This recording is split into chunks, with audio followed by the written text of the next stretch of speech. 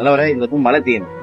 மலை தேன் எடுத்தா 1 லிட்டர் வந்து 1200 ரூபாய். ஆனா அதே வந்து ஏசி ரூம்ல இந்த மாதிரி பிராண்ட் போட்டு விற்பாங்க. இந்த 300 கிராம் தேன் 7500 ரூபாய் விற்பாங்க. நாங்க வந்து ரோட்ல இருக்கிறனால 1200 10 மலை ஏறி 10 காடு ஏறி பட்டு வரும். கொம்பு தேல் இருந்து மலை தேல் இருந்து அடுக்கு தேல் இருந்து கொசு தேல் இருந்து பாறை தேல் இருந்து பொந்து தேல் இருந்து குச்சி தேல் இருந்து 17 தேன் நாங்க எடுத்து கொடுப்போம்.